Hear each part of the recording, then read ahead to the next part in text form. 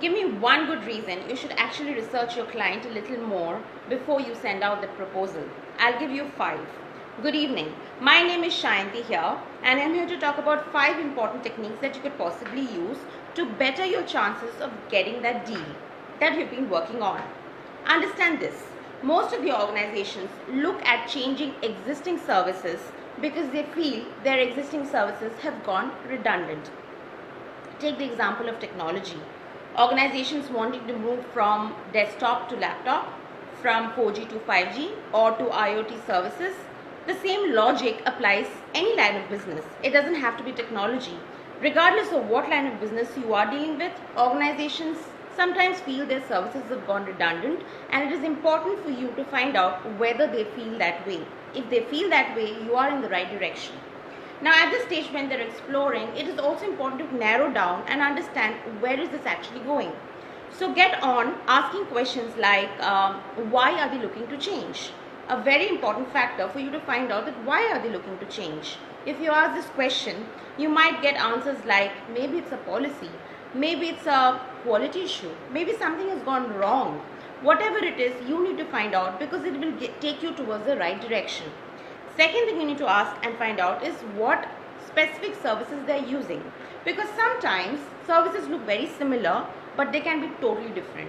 So you have to find out whether or not those services are similar or they are different, or what is that you can do to actually match up to that services. Because after all the hard work you put in, you don't want them to come back and say that no, this is not what we were looking for. Third thing you ought to find out is that whose services they are using.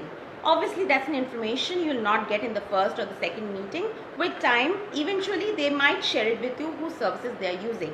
But again, a very important factor for you to find out. Okay, moving on, you also need to look into their website and understand what is their vision and mission as an organization. And I'll tell you why. Because a lot of times organizations have policies, organizations have ethics, organizations have certain standards they're looking for.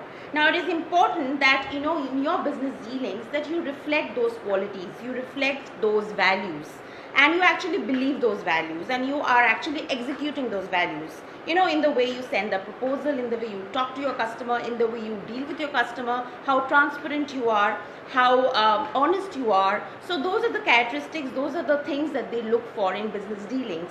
Especially if you're dealing with a completely B2B client, it is important for you to actually research a bit on their website about their vision and mission and see how much of it actually matches, and if it doesn't match, what are the things that you need to keep in mind to get that deal.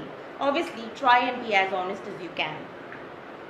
And finally, you also need to look into certain credibility factors, because organizations look at certain credibility factors. Credibility factors can be a variety of factors. It can be like things like, kind of clients they are dealing with, or for example, it could be possibly things like their geographical span. Now, how does it impact your business dealing?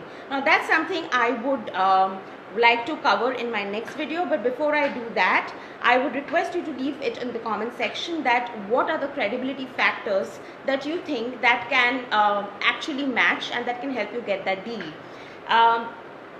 You can write on my business page, you can get in touch with me, and I'll get back to you on that video in the next one. So thank you for watching, and I hope this is of help to you. I'll see you next time.